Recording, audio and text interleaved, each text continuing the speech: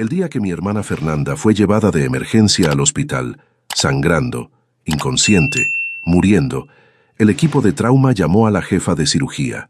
Las puertas se abrieron y cuando mi madre vio el nombre en la bata blanca caminando hacia la camilla de su hija, agarró el brazo de mi padre con tanta fuerza que le dejó moretones. Porque ese nombre era el mío, Beatriz Cortés, la hija que ellos habían borrado de sus vidas hace 5 años por una mentira que Fernanda les contó. La hija cuya graduación de residencia ignoraron, cuya boda no presenciaron, cuyas llamadas bloquearon.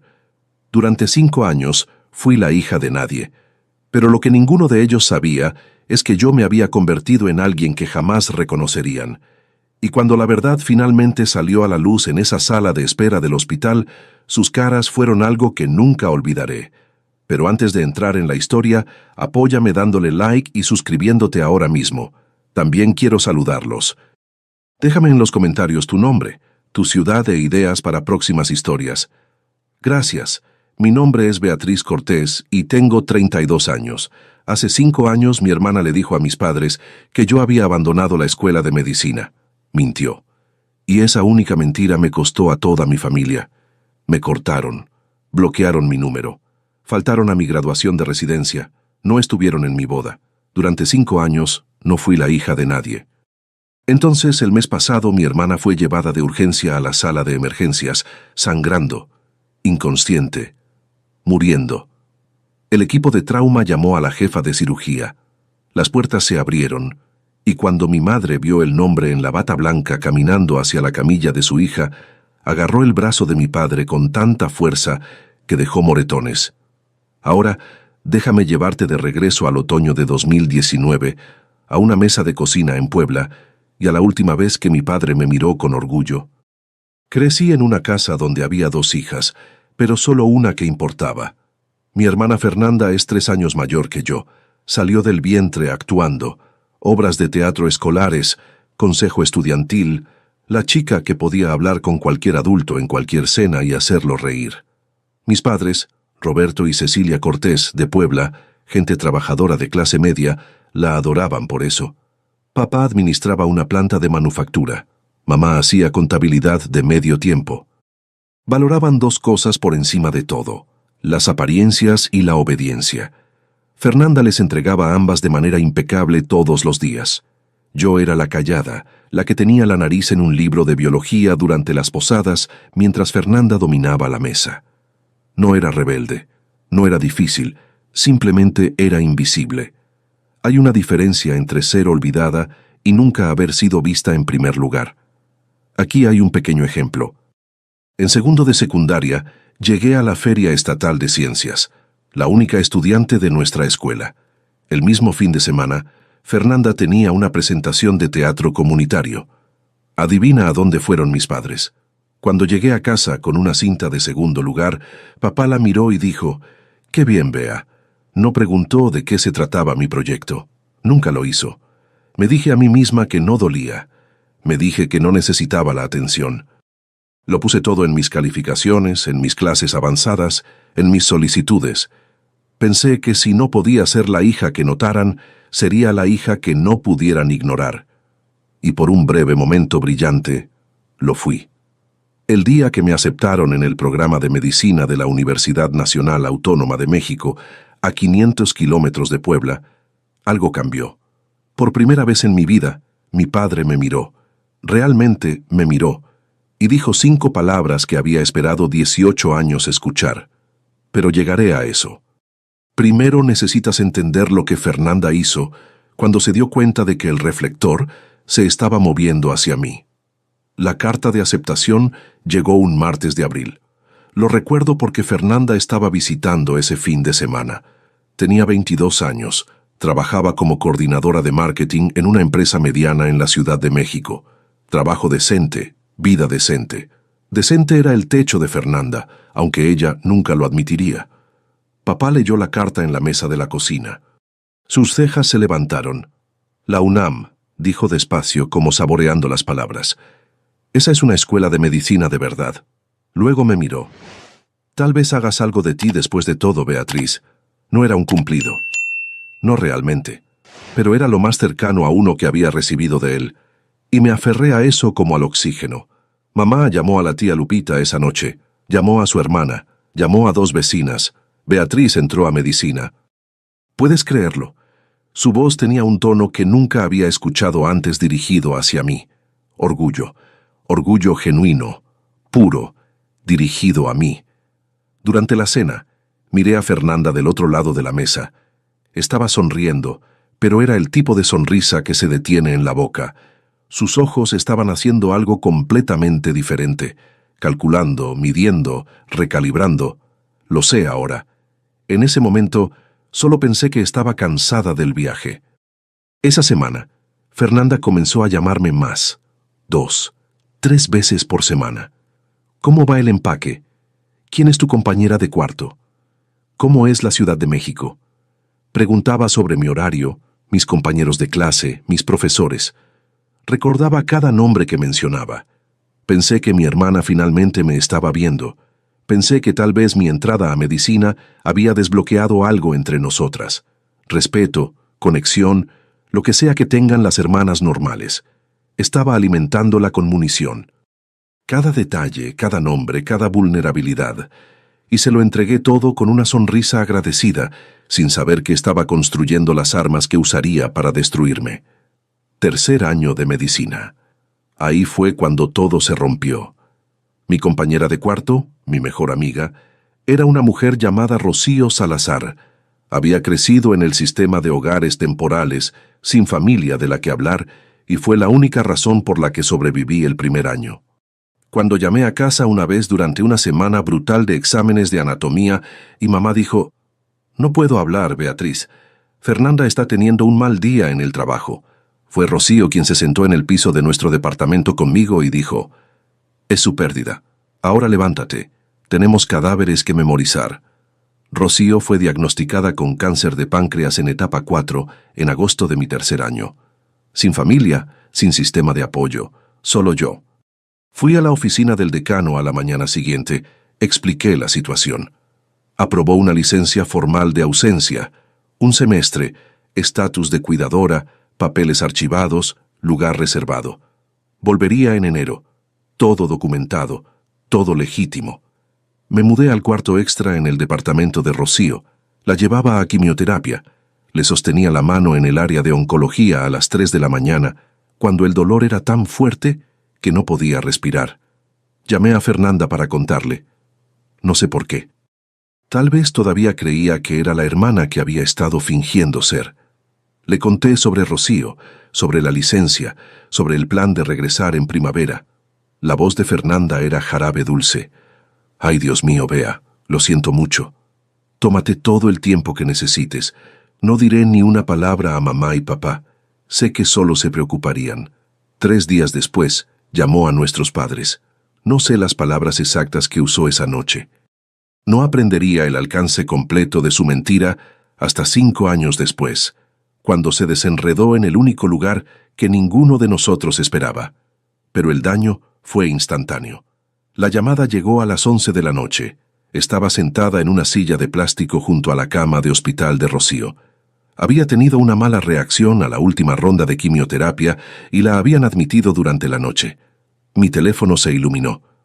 «Papá, tu hermana nos contó todo». Su voz era plana, ártica. Lo de abandonar la escuela, lo del novio, todo.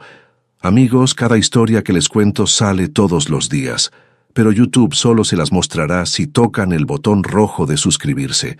Toquen suscribirse, activen la campanita y nunca se perderán una historia. Gracias, papá, eso no es... No, Beatriz. Fernanda nos mostró los mensajes, nos mostró pruebas. Presioné mi mano contra la pared para estabilizarme. ¿Qué mensajes? ¿Qué pruebas? Papá, estoy sentada en un hospital ahora mismo cuidando a mi amiga. Fernanda dijo que dirías exactamente eso. Una pausa. Dijo que tendrías una historia lista. Mi madre entró a la línea. Su voz temblaba.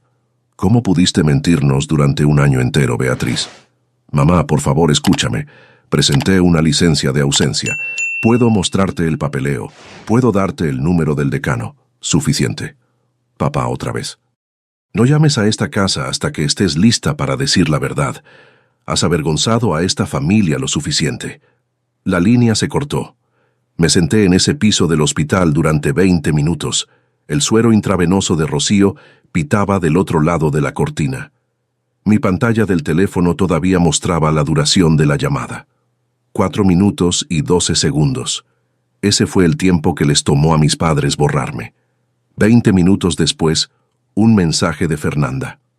Lo siento, Bea. Tuve que decirles. Ya no podía guardar tu secreto. Ella no lo sentía. Acababa de ejecutar el golpe más preciso de su vida y lo hizo con un emoji de corazón roto como firma. Estaba a 500 kilómetros de Puebla, tenía 850 pesos en mi cuenta bancaria y acababa de convertirme en la hija de nadie. Lo intenté. Necesito que sepas eso. Intenté todo lo que pude desde 500 kilómetros de distancia, sin dinero y con una amiga muriendo en la habitación de al lado.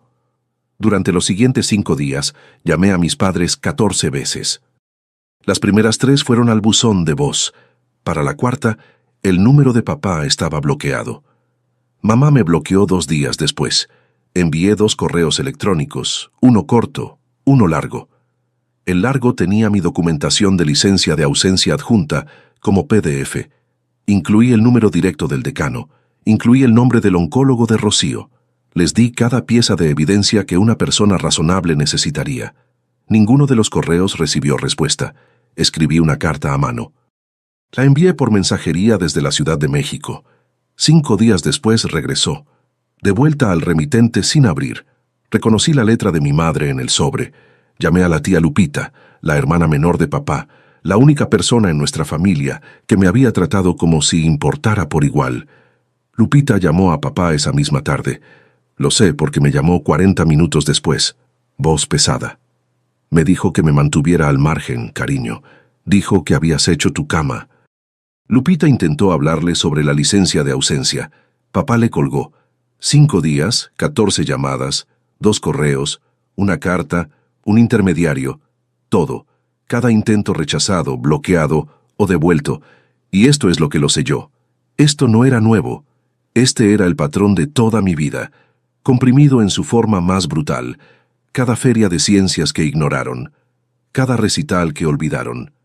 Cada vez que la versión de Fernanda de los eventos fue aceptada sin cuestionamiento, mientras la mía fue descartada. Esto era solo la iteración final, la más ruidosa.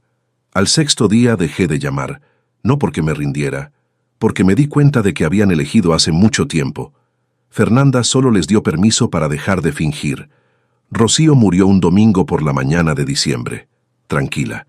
Solo el pitido del monitor apagándose y la pálida luz invernal de diciembre a través de la ventana del hospicio. Yo era la única persona en la habitación. Nadie de mi familia llamó. Nadie sabía. La única persona a la que le había contado, Fernanda, estaba demasiado ocupada cuidando la mentira que había plantado como para preocuparse de que la razón de mi licencia de ausencia acababa de dejar de respirar. Organicé un pequeño funeral. Vinieron 6 personas. La exhermana de acogida de Rocío condujo desde Morelia. Un par de compañeros de clase, una enfermera del área de oncología que le había tomado cariño. Me paré al frente de una capilla que podía albergar a 60 personas y leí un elogio a filas de bancos vacíos. No lloré, no porque no estuviera destrozada, porque había estado llorando durante 3 meses seguidos y no quedaba nada. Esa noche me senté sola en el departamento de Rocío, nuestro departamento. Su taza de café todavía estaba en el mostrador. Su chamarra todavía colgaba junto a la puerta. Abrí mi laptop y miré fijamente la solicitud para volver a inscribirme para el semestre de primavera. Entonces lo encontré, metido dentro de la copia de Anatomía de Grey de Rocío, nuestra broma recurrente. Había marcado el capítulo sobre el páncreas con una nota adhesiva amarilla que decía «¡Qué grosero!». Su letra, temblorosa pero deliberada. «Termina lo que empezaste, Beatriz. Conviértete en la doctora que sé que eres, y no dejes que nadie, especialmente tu propia sangre, te diga quién eres». Lo había escrito semanas antes de morir. Sabía que no estaría allí cuando necesitara el empujón. Cerré la laptop. La abrí de nuevo. Llené el formulario de reinscripción. 2 opciones, derrumbarme o escalar. Elegí escalar. No por mis padres, no por venganza, por Rocío, y por la versión de mí misma en la que ella creía. Volví en enero, sin apoyo familiar, sin red de seguridad. Saqué préstamos estudiantiles adicionales, tomé un trabajo de asistente de investigación de medio tiempo y comí sobras de la cafetería del hospital más veces de las que admitiré. La escuela de medicina no se preocupa por tu vida personal. Los exámenes de anatomía no se pausan porque tu familia te haya repudiado. Las rotaciones clínicas de 12 horas no se acortan porque lloraste en el armario de suministros a las 2 de la mañana. Así que dejé de llorar y comencé a trabajar. Trabajé como si mi vida dependiera de ello, porque de cierta manera, así era. Me gradué a tiempo. Nadie de Puebla vino. Hice mi residencia en el Centro Médico Juárez, un centro de trauma de nivel 1, uno de los más ocupados de Monterrey. Ahí fue donde conocí a la doctora Margarita Sánchez, Maggie, 58 años, jefa de cirugía emérita, construida como un cable de acero envuelto en una bata de laboratorio. Se convirtió en la mentora que necesitaba desesperadamente, en la figura materna que había perdido. En el 3er año de residencia, conocí a Andrés Villarreal. Era un abogado de derechos civiles que hacía trabajo pro bono en una clínica comunitaria cerca del hospital. Ojos tranquilos, humor seco. La primera persona a la que le conté la historia completa que no se estremeció, no me compadeció, no intentó arreglarlo. Solo escuchó. Luego dijo: «Mereces algo mejor». 4 palabras. Eso fue suficiente. Nos casamos un sábado por la tarde en el patio trasero de Maggie. 30 invitados. El padre de Andrés me llevó al altar. Había enviado una invitación a Puebla. Regresó como mi carta había regresado. Sin abrir. La tía Lupita estuvo allí, sin embargo. Lloró suficiente por 2 padres. Después de la ceremonia, Maggie me entregó un sobre sellado. «Una nominación», dijo. «No lo abras todavía. No estás lista». Lo metí en el cajón de mi escritorio sin hacer preguntas. Pasaron 5 años. Me convertí en alguien que ellos no reconocerían. Enero, presente. Tengo 32 años. Soy la jefa de cirugía de trauma en el Centro Médico Juárez. Tengo una casa en las afueras con un porche que recibe buena luz por la mañana, un esposo que me hace reír todos los días y un Golden Retriever llamado Hipócrates, Hipo para abreviar, que nunca me ha juzgado por comer cereal a medianoche. Es una buena vida. Una vida real, construida ladrillo por ladrillo con mis propias manos. Pero hay un tipo específico de dolor que nunca se desvanece por completo. Vive en el espacio hueco entre tus costillas, justo donde se supone que debe estar una familia. Ya no me despierto llorando. Ya no reviso mi teléfono esperando un código de área de Puebla. Pero cada día de Acción de Gracias hay un momento, solo un destello, donde pongo la mesa y cuento los platos, y siento la ausencia como un miembro fantasma. La tía Lupita todavía llama todos los domingos. Es mi hilo de regreso a ese mundo. Nunca pregunto por ellos, pero siempre escucho cuando ella ofrece información voluntariamente. Mamá y papá están sanos. Fernanda se divorció hace 2 años. Ahora vende equipos médicos. La ironía no se me escapa. La semana pasada Lupita llamó con algo diferente en su voz, cauteloso. «Beatriz, hay algo que necesito decirte sobre Fernanda, algo preocupante». Antes de que pudiera terminar, mi buscapersonas del hospital sonó. Activación de trauma. Le dije a Lupita que la llamaría de vuelta. Nunca tuve la oportunidad, porque lo que Lupita estaba tratando de decirme ya estaba en camino. Corriendo por la autopista México-Puebla, a 100 kilómetros por hora en un sedán, que estaba a punto de pasarse un semáforo en rojo. Y en 1 hora, la cosa sobre la que Lupita me estaba advirtiendo estaría tirada en mi mesa de operaciones, desangrándose, con mis padres en la sala de espera y mi nombre en el expediente. Solo que aún no lo sabía. Déjame retroceder, porque lo que Fernanda hizo no fue una sola mentira, fue una campaña. Lupita me había estado alimentando piezas a lo largo de los años, a regañadientes, cuidadosamente, como si estuviera desactivando una bomba cable por cable. Y el cuadro que pintó era peor de lo que había imaginado. Durante 5 años, Fernanda mantuvo la narrativa. En cada día de Acción de Gracias, cada Navidad, cada reunión familiar, interpretó el papel de la hermana mayor afligida. No hablamos realmente de Beatriz, les decía a los primos. Es demasiado doloroso para mamá y papá. Sacudía la cabeza, bajaba la voz, dejaba que el silencio hiciera el trabajo. Pero no se detuvo en el silencio. Agregó detalles. Le dijo a nuestra abuela que yo no tenía hogar. Le dijo a la esposa del tío Pedro que había escuchado de amigos mutuos que estaba entrando y saliendo de rehabilitación. Le dijo a nuestra madre en Nochebuena, hace 2 años, que había intentado comunicarse conmigo y que yo me había negado, que yo era la que los había cortado. Volteó toda la historia. Dijo en el Día de Acción de Gracias, me dijo Lupita una vez, voz tensa de furia, le he rogado a Beatriz que vuelva a casa. Ni siquiera contesta mis llamadas. Creo que nos odia.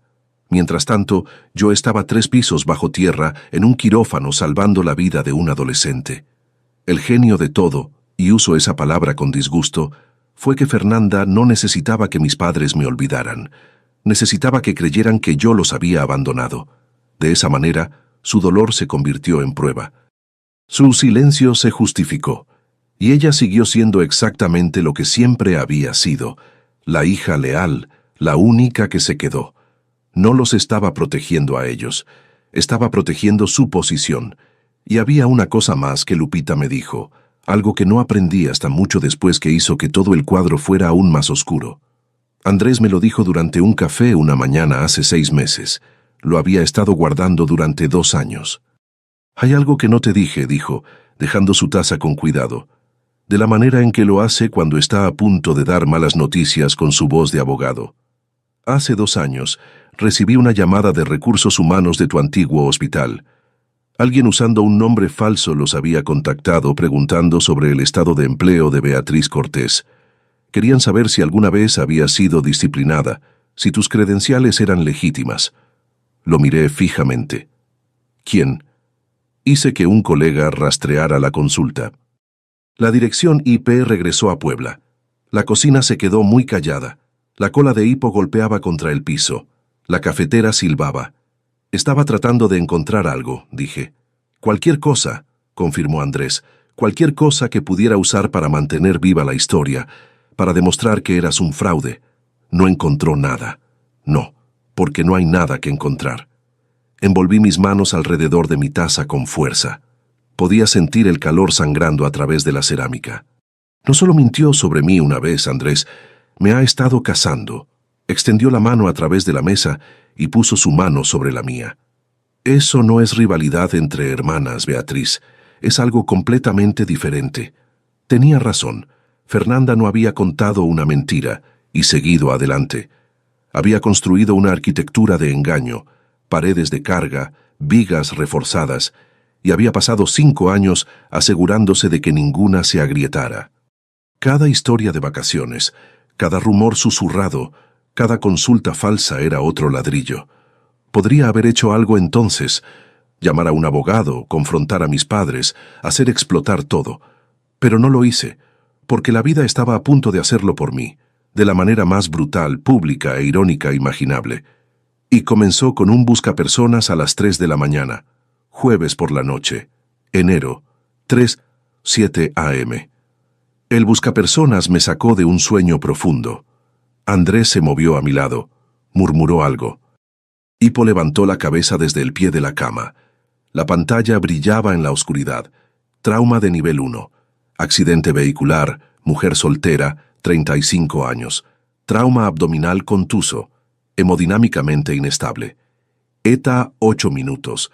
Estaba vestida en 4 minutos. Conduciendo en 6. Las calles estaban vacías y mojadas. Ese tono particular de negro que enero te da en Monterrey. Repasé el caso en mi cabeza como siempre lo hago. Mecanismo de lesión. Probable afectación de órganos. Opciones quirúrgicas.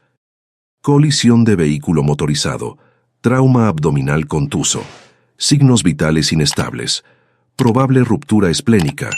Posible laceración hepática. Había hecho esta cirugía 100 veces. Me identifiqué en la entrada de la bahía de ambulancias y caminé directo a la bahía de trauma. Mi equipo ya se estaba reuniendo, 2 residentes, una enfermera de trauma, anestesia en espera. Tomé el iPad de admisión de la estación de la enfermera encargada y deslicé hasta el expediente de la paciente entrante. Paciente: Fernanda Cortés. Fecha de nacimiento: 14 de marzo de 1990. Contacto de emergencia: Roberto Cortés, padre. Deje de caminar. El ruido del pasillo, los pitidos, el intercomunicador, el chirrido de zapatos en el linóleo. Todo retrocedió como una marea. Por 2 segundos, tal vez 3, no era una cirujana. Era una joven de 26 años sentada en el piso de un hospital en la Ciudad de México, teléfono aún caliente en mi mano, escuchando un tono demarcado. Doctora Cortés. Mi enfermera encargada, Linda, apareció a mi lado. ¿Estás bien? Levanté la vista, parpadeé, dejé el iPad. Estoy bien.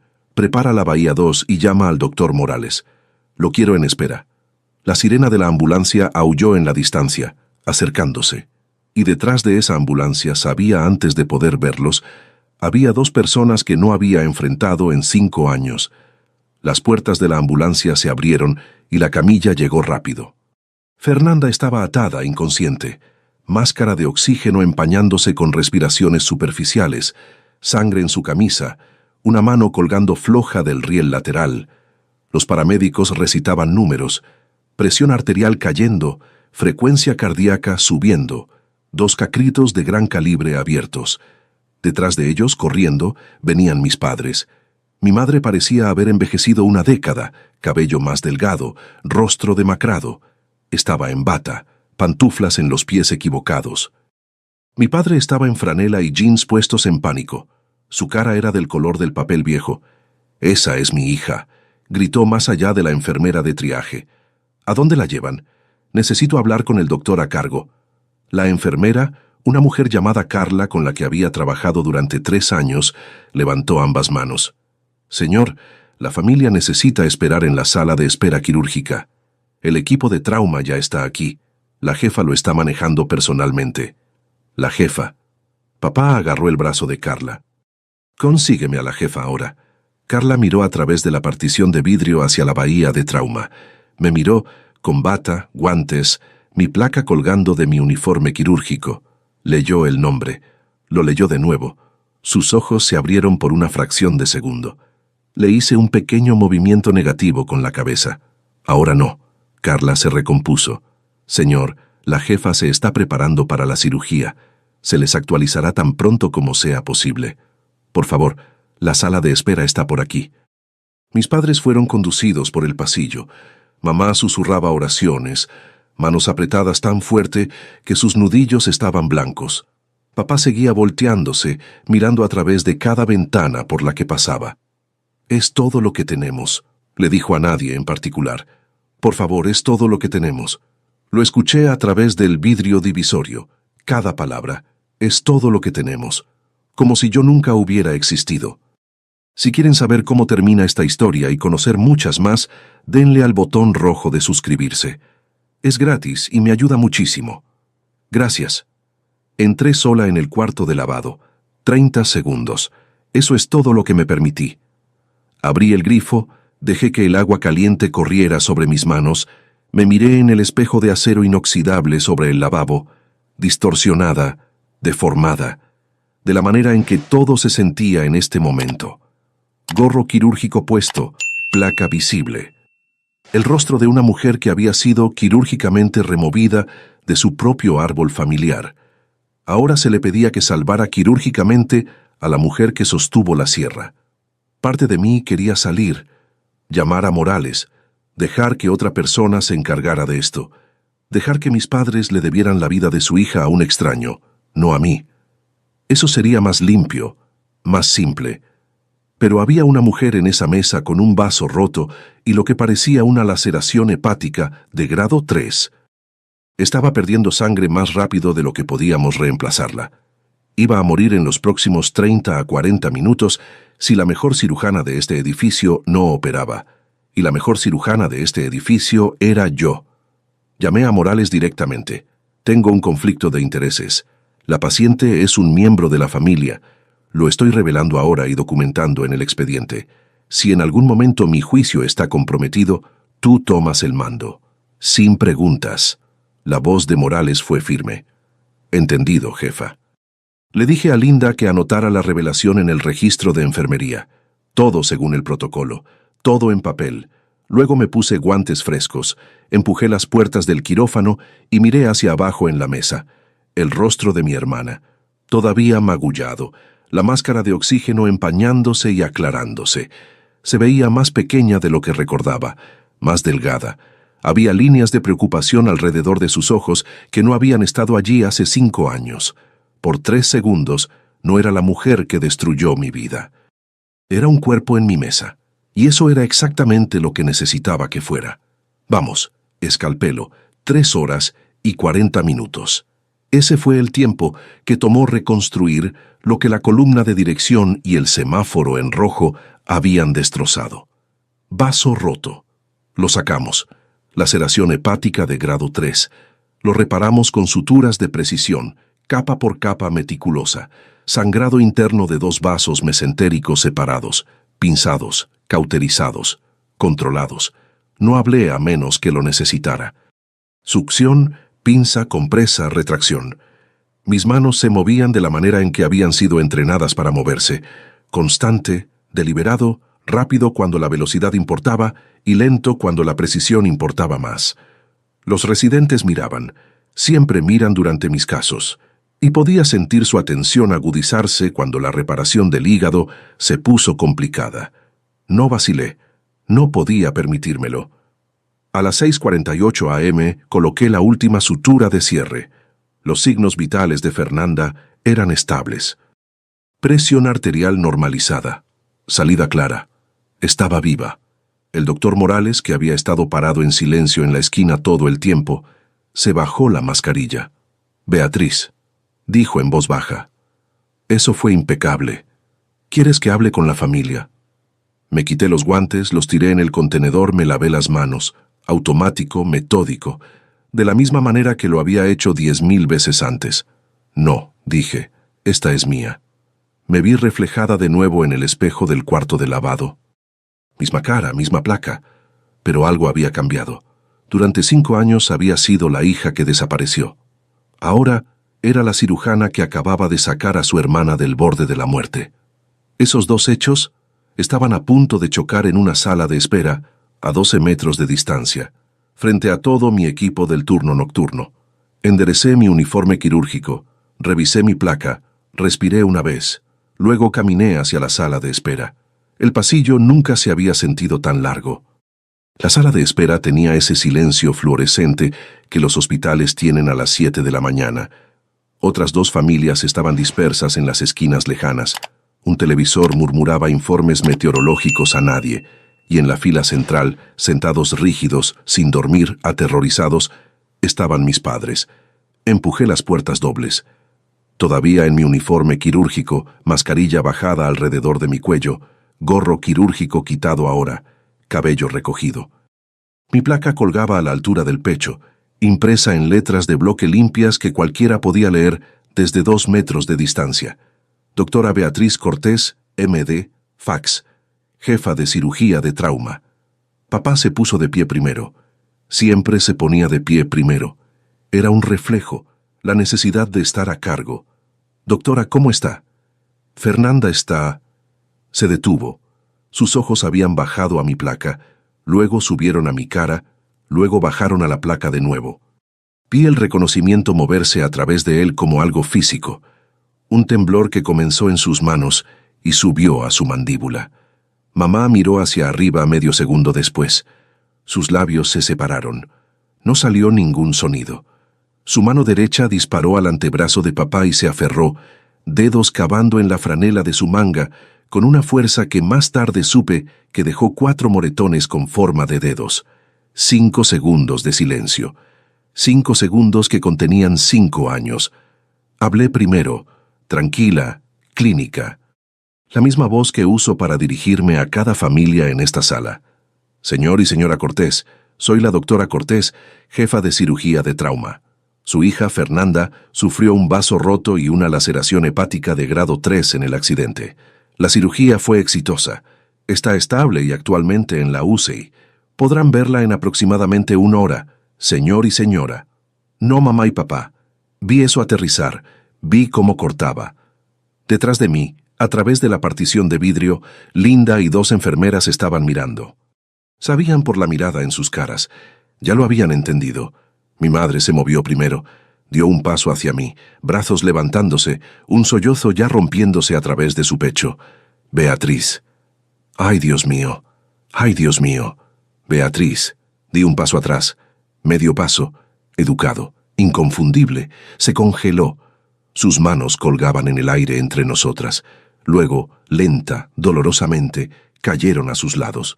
La voz de papá salió como grava arrastrada sobre concreto. «Eres doctora». «Lo soy». «Eres la jefa». «Lo soy». Pero Fernanda dijo... «¿Qué exactamente?» Cerró la boca. La abrió. La cerró de nuevo. Podía ver la maquinaria de su mente tratando de reensamblar 5 años de certeza que se estaba desmoronando en tiempo real. Mamá estaba llorando ahora. No en silencio. Pensamos que habías abandonado. Pensamos... Ella nos dijo que... Ella les dijo que había abandonado, que tenía un novio con problemas de drogas, que no tenía hogar, que me negaba a contactarlos. Mantuve mi voz nivelada, sin temblor, sin lágrimas. Había ensayado este momento 1000 veces en la ducha, en el auto, en la oscuridad antes de dormir. Nunca pensé que sucedería en un uniforme quirúrgico bajo luces fluorescentes. Nada de eso era verdad. Ni una sola palabra. A través del vidrio detrás de mí pude ver a Carla presionar una mano contra su boca. Un residente, el doctor Ramírez, de 2º año, miró hacia otro lado, mandíbula apretada. Linda dejó su portapapeles y se quedó mirando. Papá intentó redirigir. Viejo instinto. «Este no es el momento ni el lugar, Beatriz. Tu hermana está en la UCI. Lo sé, acabo de pasar 3 horas y 40 minutos asegurándome de que sobreviva. Así que sí, papá, estoy consciente de dónde está. No tenía nada. Por primera vez en mi vida, mi padre, un hombre que nunca había estado falto de un decreto, no tenía absolutamente nada. El silencio estaba haciendo el trabajo que nunca pude. 5 años de llamadas bloqueadas, cartas devueltas, correos ignorados, nada de eso había hecho mella. Pero estar aquí, viva y lograda y usando la prueba en mi pecho, eso era más fuerte que cualquier cosa que pudiera haber escrito en una carta. Mamá alcanzó el respaldo de una silla para estabilizarse. «Las cartas», susurró. «Dijiste que enviaste cartas. 2 correos con mi documentación de licencia de ausencia adjunta. Una carta escrita a mano enviada por mensajería. La devolviste sin abrir. Reconocí tu letra en el sobre». Presionó su puño contra su boca. Papá miraba al suelo. «Llamé 14 veces en 5 días. Le pedí a la tía Lupita que hablara contigo. Le dijiste que se mantuviera al margen. No estaba acusando. Estaba recitando. Estos eran hechos. Y los hechos no necesitan volumen». Entonces Linda apareció en la puerta. No sabía la historia completa. Todavía no. Pero tenía asuntos del hospital. «Doctora Cortés, disculpe la interrupción. El presidente de la Junta vio el registro de trauma de anoche. Pidió que transmitiera esto. El Comité de Selección de Médico del Año envía sus felicitaciones por el resultado quirúrgico de esta noche». Linda lo dijo de la manera en que diría cualquier cosa rutinaria. No tenía idea de que acababa de detonar una segunda bomba. Mamá me miró, ojos hinchados, máscara corrida, bata todavía puesta. «Médico del Año. Es un reconocimiento interno. No es nada». Me volví hacia Linda. «Gracias. Necesito revisar los signos vitales postoperatorios. Con permiso». Caminé hacia el corredor de la UCI. Pasos medidos. Columna recta. No miré atrás, pero escuché la voz de mi madre detrás de mí, pequeña y arruinada. «Roberto, ¿qué hemos hecho?» Y escuché algo que nunca había escuchado antes. A mi padre no decir nada. Porque el silencio por primera vez era lo único honesto que le quedaba. 4 horas después, UCI, habitación 6, monitor pitando en ritmo, luz de la mañana filtrándose por las persianas. Entré para la evaluación postoperatoria estándar. Signos vitales, salida de drenaje, revisión de heridas. Rutina, excepto que nada de esto era rutina. Los ojos de Fernanda estaban abiertos, vidriosos, desenfocados por la anestesia, pero abiertos. Parpadeó hacia el techo, parpadeó hacia el poste de curpla. Luego su mirada se desplazó hacia mí, entrecerró los ojos, leyó mi placa. La leyó de nuevo. El color se drenó de su cara de una manera que he visto antes, pero solo en pacientes a los que les acaban de dar un mal pronóstico. Beatriz. Su voz era papel de lija. Buenos días, Fernanda. Soy tu cirujana tratante. Sufriste un vaso roto y una laceración hepática de grado 3 por el accidente. La cirugía salió bien. Vas a tener una recuperación completa. Eres doctora. No era una pregunta. Era un ajuste de cuentas. Soy la jefa de este departamento. Lo he sido durante 2 años. Vi que sucedía. El mismo espectro por el que papá había pasado, pero más lento porque Fernanda lo estaba procesando a través de un goteo de morfina, y lo que sospecho era terror naciente. Confusión primero, luego incredulidad, luego miedo, y luego ahí estaba. La expresión que había visto toda mi vida. El rápido parpadeo detrás de los ojos. Cálculo. Incluso ahora, acostada en una cama de hospital con mis suturas sosteniendo su hígado, Fernanda estaba tratando de descubrir cómo darle vuelta a esto. Beatriz, escucha. Puedo explicar, no necesitas explicarme nada a mí. Asentí hacia la puerta de vidrio, donde 2 figuras estaban paradas en el pasillo, observando. Caras destrozadas, ojos rojos. Necesitas explicárselo a ellos. Actualicé su expediente, revisé el drenaje, salí sin otra palabra. No me quedé para escuchar lo que pasó después, pero todo el piso de la UCI lo escuchó. La habitación de Fernanda no era a prueba de sonido, y tampoco lo era la verdad. Me enteré de lo que pasó por Linda, quien lo escuchó de la enfermera de la UCI que lo escuchó a través del vidrio. En el momento en que mis padres entraron, Fernanda comenzó a llorar. Grandes sollozos entrecortados que tiraban de sus suturas e hicieron que el monitor cardíaco se disparara. Mamá, papá tienen que creerme. Nunca quise que llegara tan lejos. Papá estaba de pie al pie de la cama, su voz apenas controlada. Fernanda. Beatriz es cirujana. Es la jefa de cirugía de trauma en este hospital. No lo sabía. Dijo que envió cartas, correos. Llamó 14 veces. Le pidió a Lupita que interviniera. La voz de mamá era plana, hueca. ¿Es eso cierto? Está exagerando. Ya sabes cómo es ella. Lupita intentó decirnos. Papá de nuevo. Y esta vez su voz se quebró.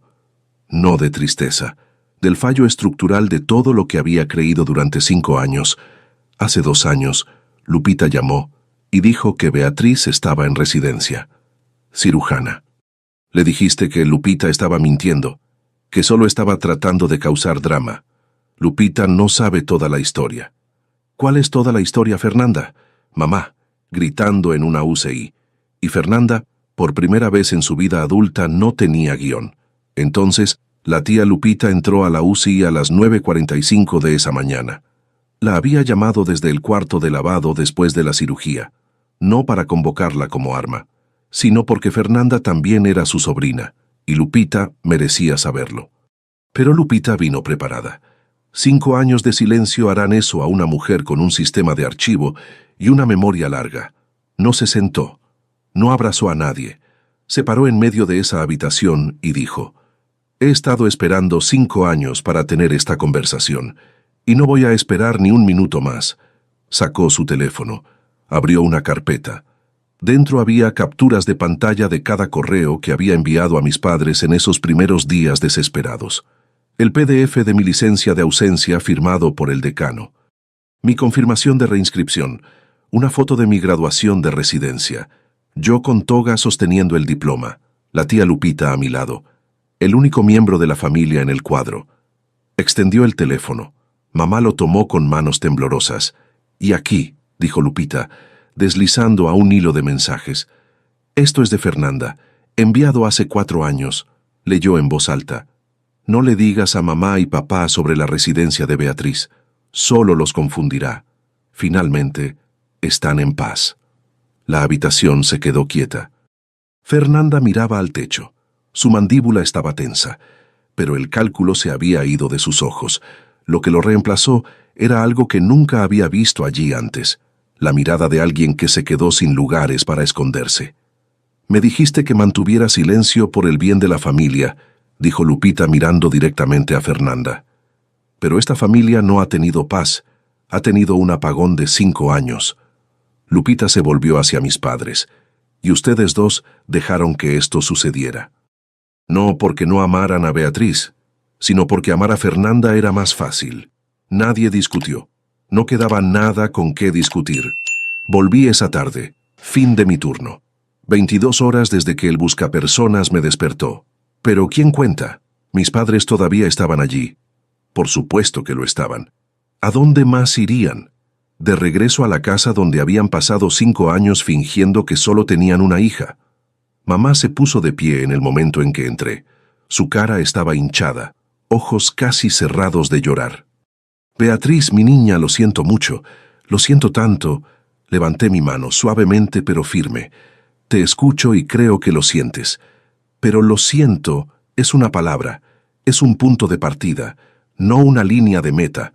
Lo que necesito es tiempo». Papá se volvió desde la ventana. Parecía haber envejecido 5 años desde esta mañana. «Queremos arreglar esto. Entonces necesitan entender algo». Mantuve mi voz uniforme. Esto no era enojo, era claridad. Del tipo que solo viene después de haber quemado cada otra emoción. Y lo que queda es la verdad, limpia y simple. No soy la niña que mandaron lejos.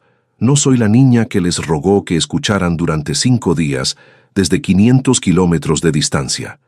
Soy alguien que construyó una vida entera sin ustedes, y si quieren ser parte de ella ahora, será en mis términos. No los de Fernanda, no los suyos, los míos. Papá abrió la boca, viejo reflejo, luego la cerró y asintió. Un pequeño asentimiento devastado. Miré a Fernanda en la cama. Sus ojos estaban abiertos, observándome. «Cuando te recuperes», dije, «tú y yo vamos a tener una conversación, una real. Pero no hoy. Hoy eres mi paciente. No mezclo las dos cosas». Salí. Columna recta. Pasos medidos.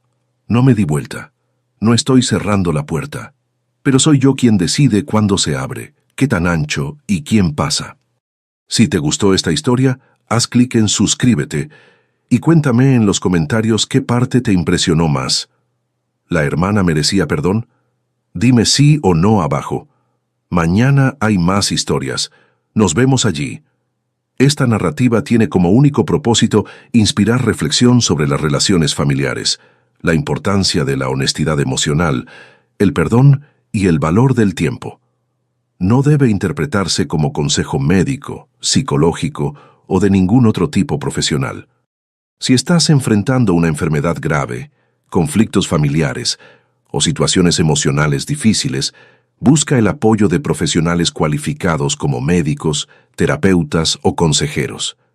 Este contenido es apto para todo público y cumple con las directrices de contenido familiar de YouTube.